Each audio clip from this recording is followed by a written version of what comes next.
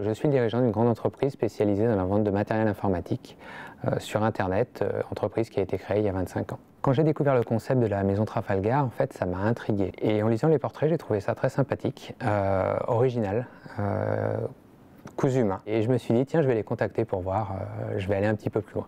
Quand on vit le portrait, en fait, c'est tellement intime qu'on a l'impression d'avoir une discussion de tous les jours. Il y a un côté un petit peu psy, qui creuse un petit peu ce qu'on a derrière, mais en fait c'est tellement fait de façon simple et naturelle qu'on se laisse aller et qu'on se laisse porter dans le portrait, qu'on raconte des choses qu'on n'aurait pas forcément dit en temps normal, mais comme on les dit à un ami, c'est assez original et on se rend compte à la fin qu'on a dit beaucoup de choses.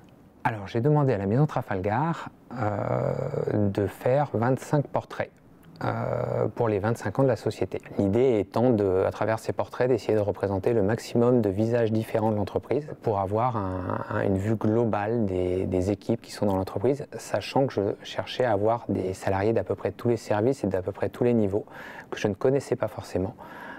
Ce qui m'a d'ailleurs permis, à travers leurs portraits, de découvrir beaucoup de choses. J'ai aussi commandé un portrait croisé avec mon frère pour avoir cette image des fondateurs qui accompagnaient tous ses collaborateurs dans l'entreprise. Et donc, nous avons commandé les photos qui allaient avec. Christine, parce qu'elle était responsable des achats export, mais surtout parce qu'elle est extravagante dans sa façon d'être. Basile, qui les fait les livraisons, parce que je ne le connaissais pas du tout, mais que je le vois tous les jours passer à l'accueil. Laurent, qui gère la R&D.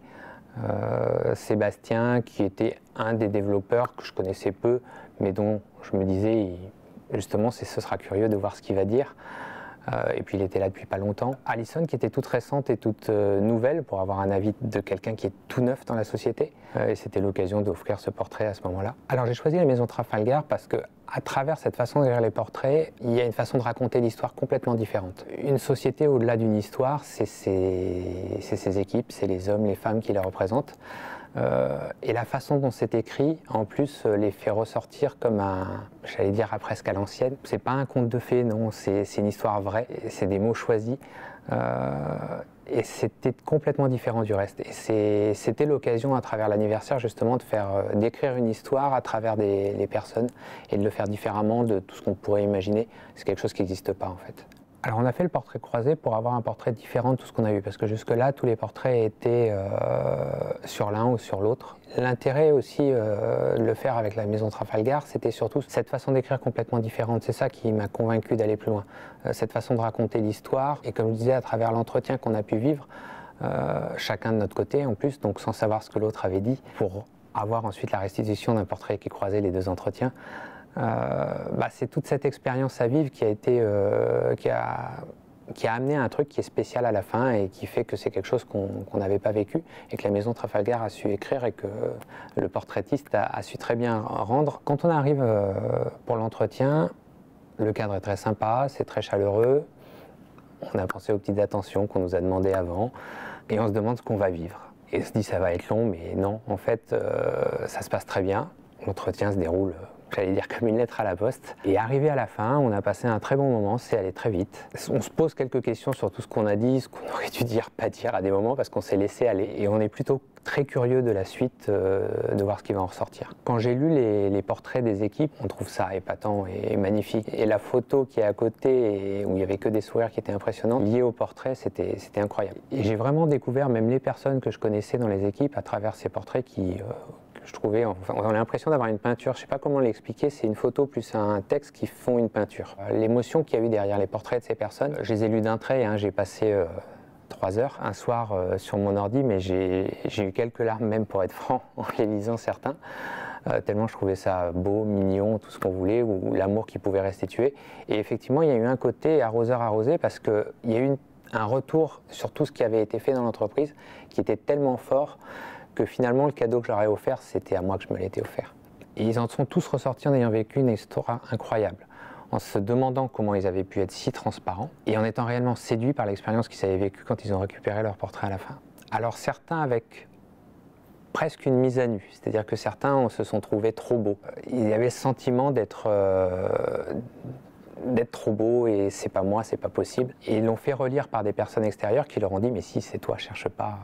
ils t'ont restitué exactement comme tu es. D'autres m'ont dit par contre qu'ils ont été fiers, d'avoir participé à l'expérience et d'avoir pu faire lire le portrait aux membres de leur famille autour qui ont trouvé ça magnifique. Derrière, on pourra réutiliser ces portraits en interne de la même façon qu'on les utilise à l'anniversaire, c'est-à-dire pour que les gens qui passent puissent voir croiser un portrait et le lire au moment où ils passent et avoir une image de la société.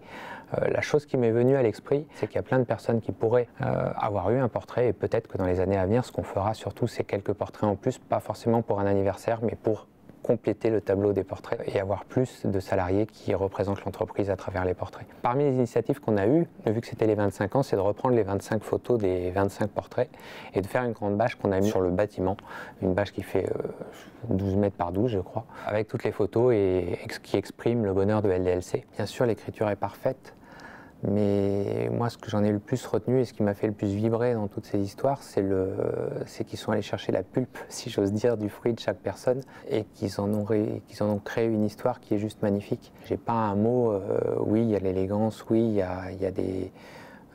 a des belles phrases, mais moi, c'est le rendu, c'est ce côté vrai des personnes qui ressort qui m'a le plus séduit dans toute l'écriture. C'est décrit comme de la haute couture de l'écriture.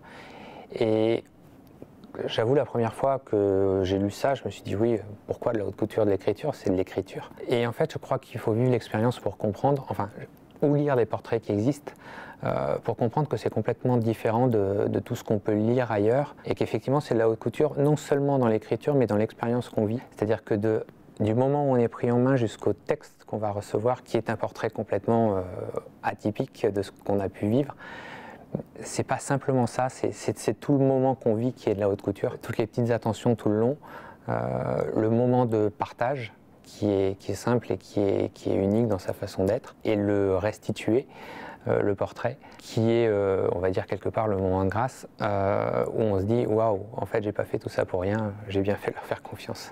En fait, le projet qu'on a mené avec la Maison Trafalgar, c'est un projet qui allait au-delà de tout aspect marketing ou autre, parce qu'en fait, il y avait une vraie envie de faire vivre une expérience à tout le monde. C'était faire vivre la société telle qu'elle est en vrai, faire vivre les gens tels qu'ils sont en vrai, et c'est ce que restituent les portraits. Ils restituent des vraies personnes.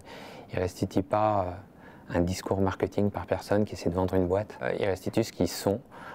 C'est d'ailleurs ce qui est magnifique quand on les relit, c'est qu'on découvre des gens, on découvre les gens, et on ne découvre pas la boîte, on découvre ceux qui travaillent pour elle. Et les vraies personnes telles qu'elles sont dans la vie, dans la façon dont elles s'investissent, dans leurs anecdotes, ce qui rend l'histoire complètement différente d'une simple histoire, enfin d'un simple portrait marketing qu'on fait pour une revue quelconque. À la fin, voilà, on est dans une expérience qui restitue quelque chose qu'on ne trouve pas ailleurs parce que ça n'existe pas sur le marché en fait. J'ai pris l'image de Pinocchio et de Pinocchio qui devient le pantin de bois et qui devient le petit garçon qui vit, parce qu'en fait, dans l'histoire de Pinocchio, à aucun moment on imagine que le pantin puisse devenir un vrai petit garçon. Et quand on démarre l'aventure avec la Maison Trafalgar, on est sur une aventure qui pourrait être ce petit pantin de bois dans notre esprit, dont on n'attend pas un miracle. Et quand on lit le restitué à la fin des différents portraits, c'est aller au-delà de ses espérances. Et finalement, c'est là que je prends l'image de Pinocchio, on n'imagine jamais que Pinocchio va devenir ce petit garçon.